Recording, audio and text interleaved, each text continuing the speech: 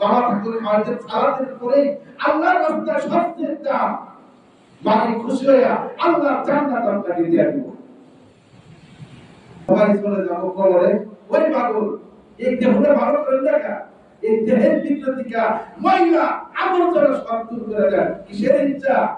এখন ময়লা গেলে আমার ভাই কালকে একটা ওয়াজ করছে, আমার ডাক দেন একবার ভাই 14 তালা করে ওরে 14 তালা থেকে যেটা আমার মুখে আমি আমার মুখ ওরে নাকি এত শিগগির হাত মাটির কবরের মধ্যে রেখে আসবে। রেখার ফেরার পাগল রেখে আসবে, সবাই রেখে আসবে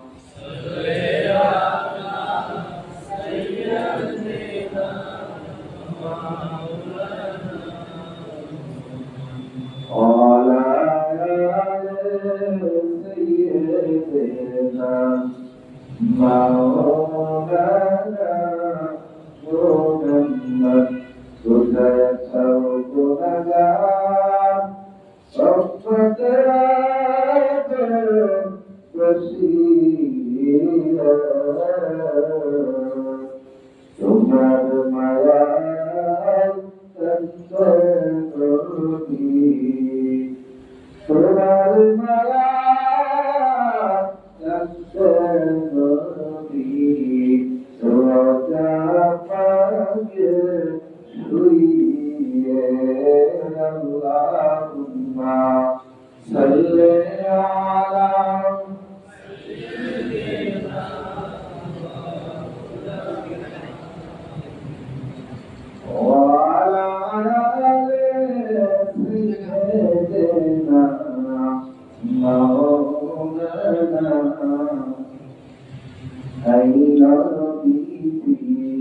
সকলের মাঝে আপনি দিবেন দেখা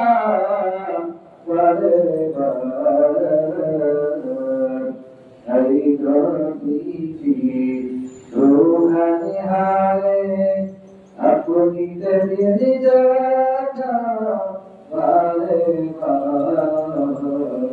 লাগবে না সেই দিন বন্ধু সদর থাকবে না সেই দিন মাতা পিতা থাকবে না সেই দিন স্ত্রী পুত্র থাকবে মোরা বসে খবরে আল্লাহুম্মা সাল্লি আলা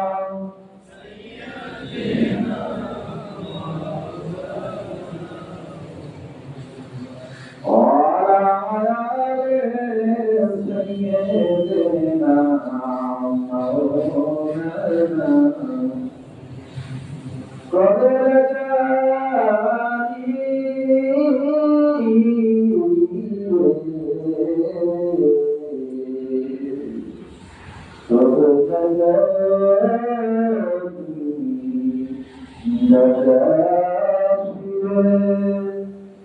তোমায়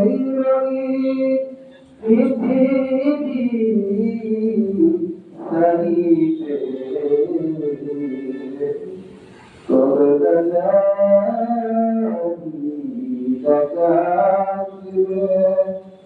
তোমায় পৃথিবী সারিতে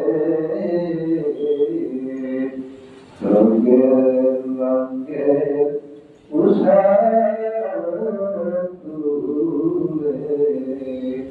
রঙের রঙের পোশাক তুলে তোমার সাজা কাপড় পরাইয়া আল্লাহুম্মা সাল্লি আলা সাইয়্যিদিনা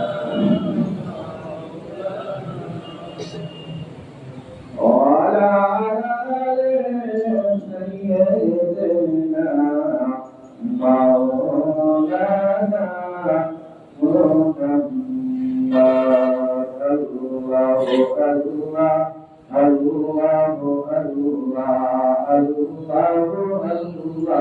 الله الله الله নবীর আমার গানের গন্ধ প্রতিবার গান রোজ হাসরে নফিসারা রোজ হাসরে মদিনাওয়ালা তোমারকে ধরিবে পাক নবীজি আল্লাহ আল্লাহ Allah, Allah, Allah, Allah, Allah, Allah.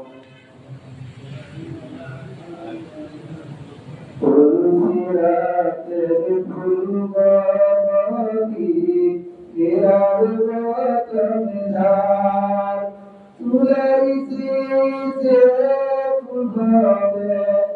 Tularize se kuhade hirar matadar nabiyyi Allah Allah Allah Allah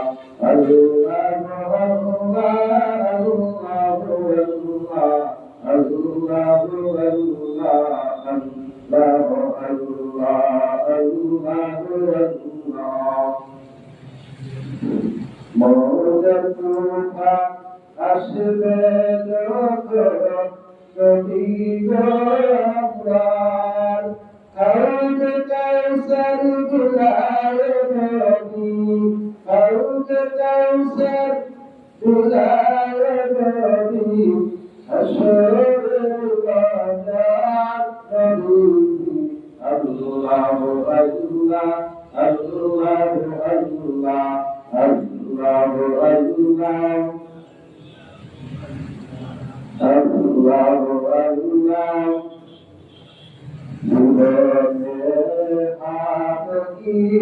তোমার দিদার ইয়া রাসূলুল্লাহ জীবনে আজ কি তোমার দিদার ইয়া রাসূলুল্লাহ সে আশায় বসে আছি আমি গুনাহগার ইয়া রাসূলুল্লাহ সে আশায় বসে আছি আমি গুনাহগার ইয়া রাসূলুল্লাহ। আলহামদুলিল্লাহ, আল্লাহ পাকের দরবারে লাখ কোটি শুকরিয়া। মহান আল্লাহ পাক আমাদেরকে আল্লাহর ভয়ে আসার জন্য সবাইকে তৌফিক দান করেছেন। সকলে শুকরিয়া আদায় করে আলহামদুলিল্লাহ। আল্লাহ পাক আপনার চেহারা স্বরূপ দেখবে না, আপনার দেখবে আল্লাহ পাক অন্তরটা, আপনার দিলটা দেখবে আল্লাহ। সুবহানাল্লাহ, কি দেখবে? আপনার দিলটা দেখবে। এই জন্য আল্লাহ পাকের বান্দা আল্লাহর বান্দার উপর আল্লাহর ঘরে আসে যখন সিজদার মধ্যে লুটিয়ে পড়ে, আল্লাহ পাক বলেন আমার কুদরতি নূর আমার বান্দার কপালের মধ্যে আমি আল্লাহ দিয়ে দিই। আল্লাহ পাক বান্দার কপালের মধ্যে কি করে? যখন বান্দা সুবহান রাব্বিয়াল আলা করে তখন বান্দা কপালের মধ্যে আল্লাহ পাক বলেন আমি নিজে আসিয়া আমার বান্দা আমার কুদরতি নূর আমি কপালের মধ্যে দিয়ে দিই। সুবহানাল্লাহ। তাহলে আল্লাহর বান্দা সেই মালিকের কাছে তো যাইতে হবে নাকি? কাকে হাতের কাছে পানি খাবে?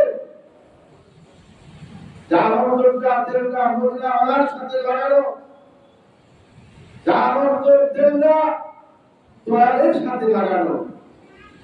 দয়ালের ভিক্ষা যে রোজাদারকে ইফতার করালেন, যে তৃপ্তি সাকারে ইফতার করালেন, আল্লাহ পাক বলেন আমার দরদির হাত দিয়া আমি আল্লাহ পাক তাকে হাউজের কাউসারের পানি পান করিয়া আমার জান্নাত আমি পৌঁছে দিব। সুবহানাল্লাহ। তাহলে জান্নাতটা জান্নাতটা মদিনার সঙ্গে লাগানো। এই জন্য আল্লাহ পাকের বান্দা আমার অন্তরের ভিতরে যে রোগগুলো, এই রোগগুলো ভালো করতে হবে নাকি? এই রোগগুলো কি ভালো করতে হবে? এই প্রথম রোগ হলো আমার যে অহংকার, এই ত্যাগগুলো আমার এগুলো বাতিল করতে হবে। আমার জীবন সুপুর খুঁড়ি এগুলো কি করা যাবে না। রোজা বলে কি? রোজা আমার আত্মাকে শুদ্ধি করতে হবে, নিজের আত্মাকে পবিত্র করতে হবে। সুবহানাল্লাহ। তাই নামাজের মাধ্যমে আসসালাতু মিরাতুল মুমিনিন, নামাজের মাধ্যমে বান্দার সাথে কথা হয়, দেখা হয়, সাক্ষাৎ হয়। বিশ্বনবী মুহাম্মদুর রাসূলুল্লাহ সাল্লাল্লাহু আলাইহি ওয়াসাল্লাম মৃত্যুর আগ মুহূর্তে নবীজি দুইজন সাহাবী কাঁধে ভর করে সে জামাতের মধ্যে শরীক হয়েছেন। কি হয়েছে? মৃত্যুর আগ মুহূর্তে জামাতের এত তাগিদ, নামাজ, আসসালাত আসসালাত আসসালাম।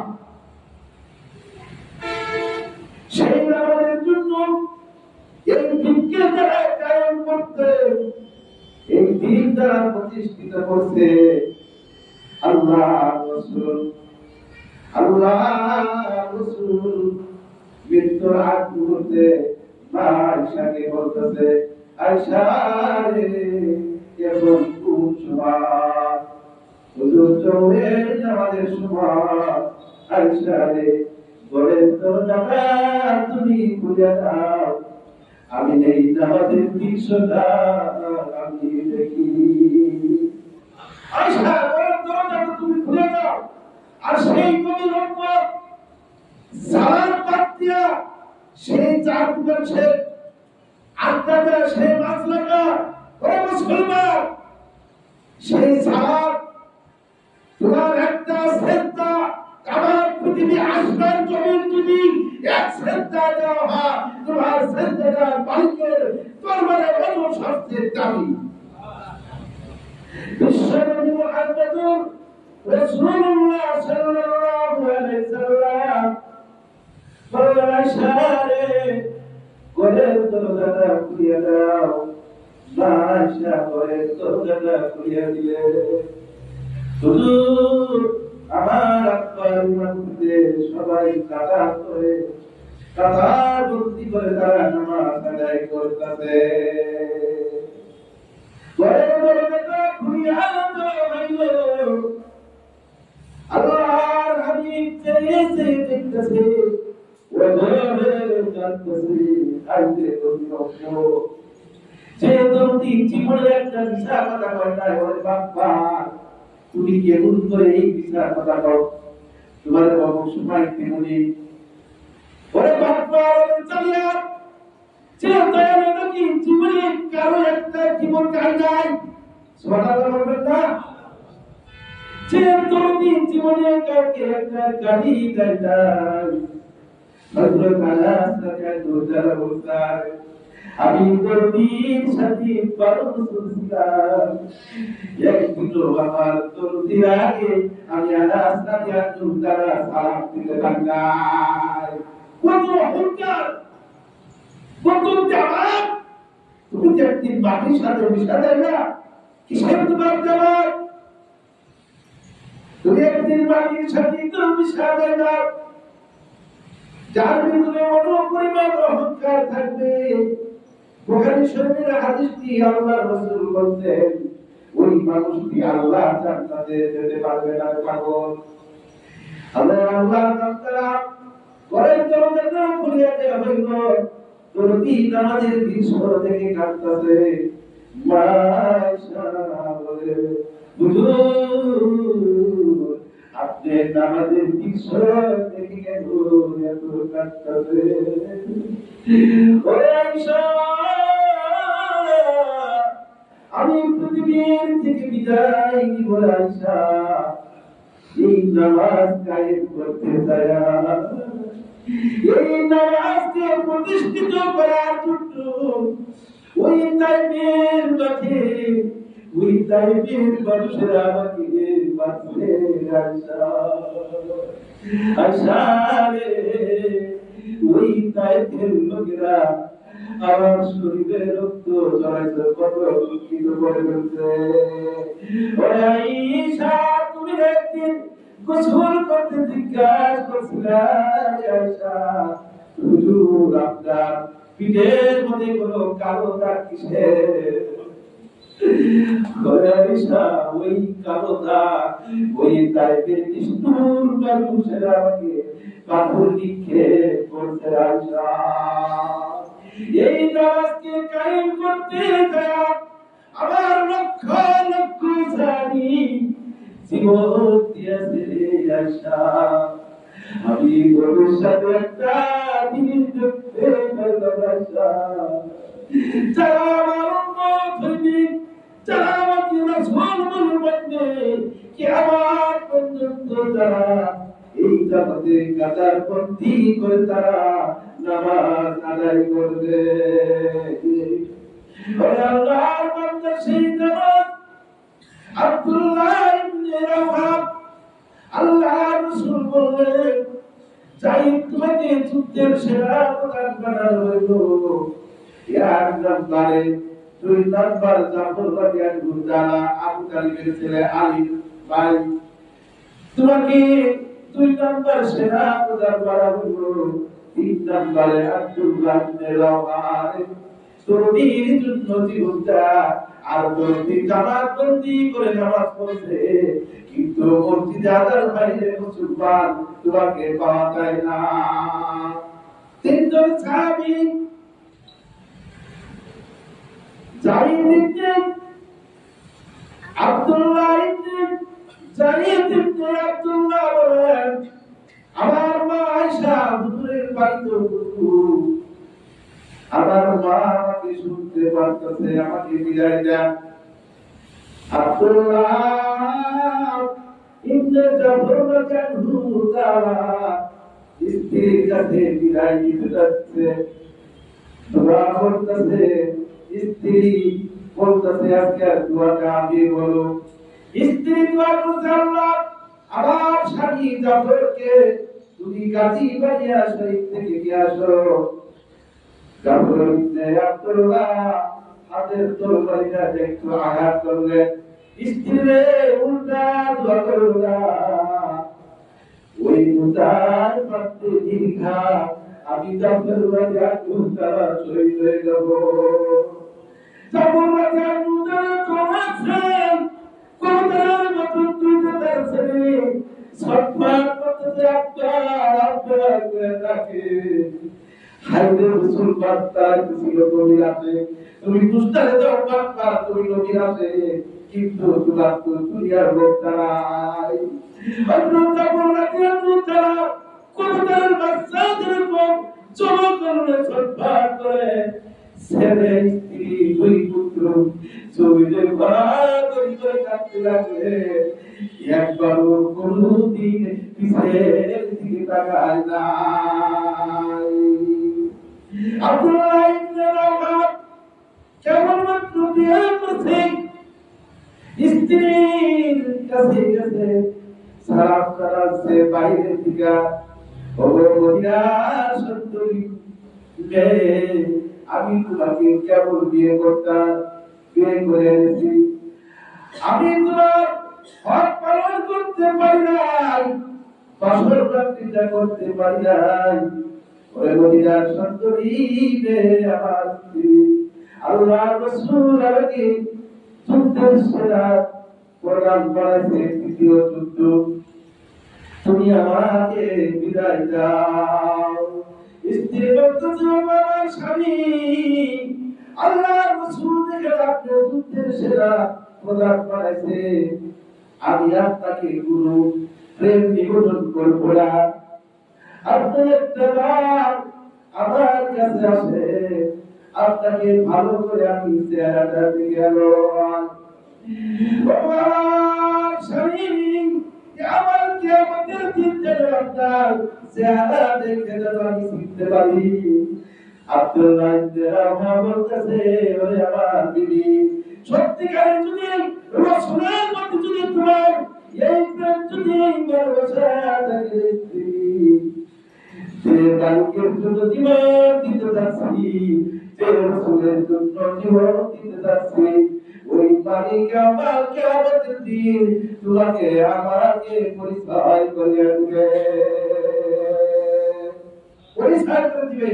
এই জন্য আল্লাহর বান্দা কুরআনের কর্তব্য মালিকের কাছে সবাই যাইতে হবে। ওই মহিলার মাঝে দৌড়াচ্ছে, আল্লাহর হাবিব দৌড়াচ্ছে তার জন্য। মহিলা বলতেছে, একটা তুমি কোথায় যাও? ও মহিলা, ওখানে যায় কোনো লাভ নাই, তোমার যে স্বামী এসেছিল, তোমার জন্মদাতা পিতা এসেছিল, তুমি ওই জায়গায় লাভ নাই। ওই মহিলা বলতেছে, কে শহীদ হয়ে গেছে আমি শুনতে চাই না, আগে বলো আমার মুহাম্মদ পানের রাসূল কে বলছে।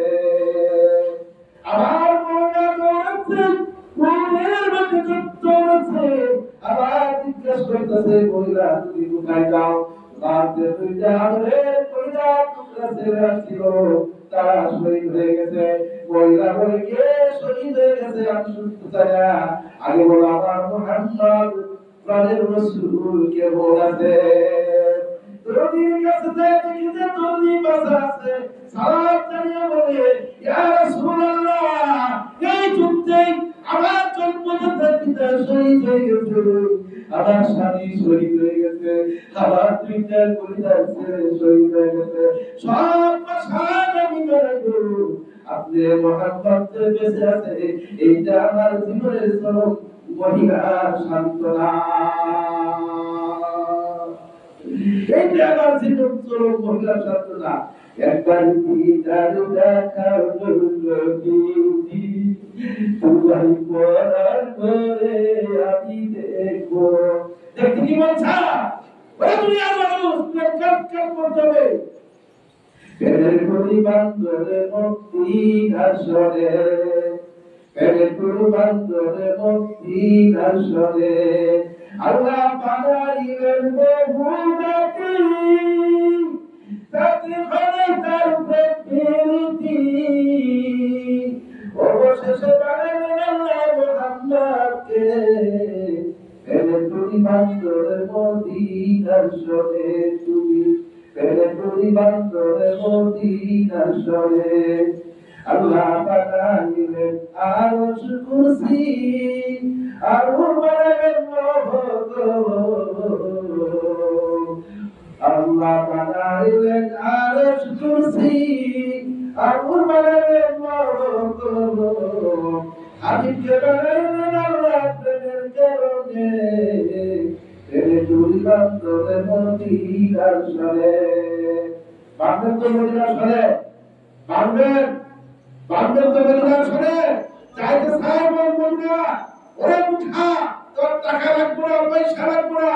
মদিনাওয়ালা যদি ভালোবাসে, মদিনাওয়ালা যদি আপন করে, মদিনাওয়ালা নিজে আসে স্বপ্নের যদি আপনাকে দেখা দেবে। আল্লাহ বান্দা মদিনার সরে, বান্ধব তো মদিনার সরে, বান্ধব তো মদিনার সরে। চাইতে সাহেব মদিনা, ওরে উঠা, তোর টাকা লাগবে না, পয়সা লাগবে না। মদিনাওয়ালা যদি ভালোবাসে, মদিনাওয়ালা যদি আপন করে, মদিনাওয়ালা নিজে আসে স্বপ্নের যদি আপনাকে দেখা দেবে। আল্লাহ বান্দা সবাই চলে যাবো কবরে। ওই পাগল এই দেহটা ভালো করে দেখা, এই দেহের ভিতর থেকে ময়লা আবর্জনা সব দূর করে দেন। কিসের ইচ্ছা? এখন ময়লা গেলে আমার ভাই কালকে একটা ওয়াজ করছে, আমার ডাক দেন একবার ভাই 14 ধারা করে, ওরে 14 ধারা থেকে আমার মুখে আমি আমার মুখ ওরে নাকি এত শিগগির হাত মাটির কবরের মধ্যে রেখে আসবে। রেখার ফেরার পাগল রেখে আসবে, সবাই রেখে আসবে। ইনশাআল্লাহ আমরা সকলে কাজ করব। কত টাকা পয়সা খরচ করে ভালো যান, রমজান মাসে বেশি বেশি করে আল্লাহর ঘরে কাজ করবেন। মায়ের জন্য 500 টাকা 1000 টাকা, বাবার জন্য মা থাকলে খাওয়াতে, বাবা कर कर